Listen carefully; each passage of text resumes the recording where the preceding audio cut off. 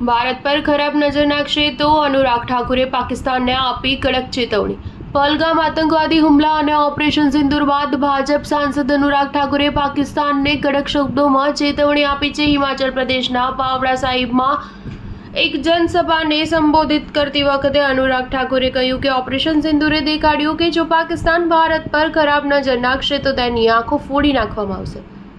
હાલ માત્ર અમે આતંકવાદી શિબિરોને નષ્ટ કરી છે, તેમની એર સ્ટ્રીપ્સને નુકસાન પહોંચાડ્યું છે અને તેમના એરબેઝ પર હુમલો કર્યો છે। અનુરાગે પાકિસ્તાનને કડક શબ્દોમાં જવાબ આપતા કહ્યું કે ભારત અને પાકિસ્તાન વચ્ચે 1965માં, 1971માં અને 1999માં કારગિલ યુદ્ધ થયું છે અને દરેક વખતે ભારતે પાકિસ્તાનને ધૂળ ચટાડી છે।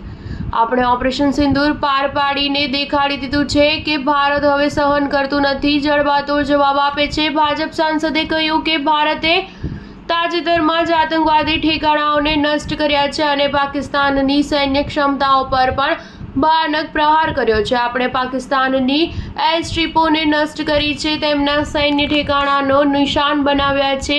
જો હવે પાકિસ્તાન આતંકવાદ ફેલાવવાનો પ્રયાસ કરશે તો એવી હાલત કરીશું કે જનાજો ઉઠાવવા માટે પણ કોઈ નહીં મળે અને જનાજામાં રોવાવાળું પણ કોઈ નહીં। ઉલ્લેખનીય છે કે જમ્મુ કાશ્મીરના પહલગામમાં 22 એપ્રિલના રોજ આતંકવાદીઓએ આડેધડ ગોળીબાર કર્યો હતો, જેમાં પ્રવાસીઓ સહિત 26 લોકોના મોત થયા છે।